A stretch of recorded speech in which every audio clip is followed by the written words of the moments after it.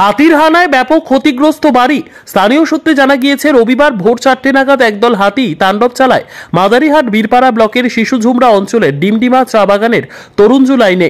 হাতির হানায় ক্ষতিগ্রস্ত হয়েছে সীতাখারিয়া, বালকুটোপ্প, অজিত ইন্দুয়ার, পাঞ্চাম টোপ্প, আমান খারিয়ার বাড়ি। স্থানীয় বাসিন্দা সুখবীর খরিয়া জানান, আমার পাশের বাড়ি ভাঙার আওয়াজ পেয়ে ঘুম ভেঙে যায়।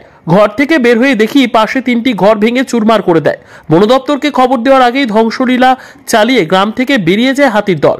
দলগাঁও বন দপ্তর রেঞ্জের ধনঞ্জয় রায় জানালেন, ক্ষতিগ্রস্ত বাড়ির মালিক সঠিক কাগজপত্র জমা করলে ক্ষতিগ্রস্ত বাড়ির ক্ষতিপূরণ দেওয়া হবে। कितना बजे? 4 बजे। काय ठो? अच्छा, तो घर के किचन है क्या नहीं? का नुकसान गए थे?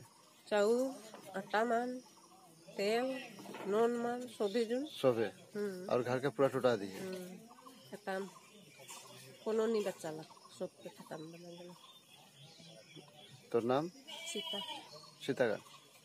खड़िया। घर एखन कोनो ना पूरा खत्म। उजरा के खत्म कर दिए नहीं? खत्म कर दिया।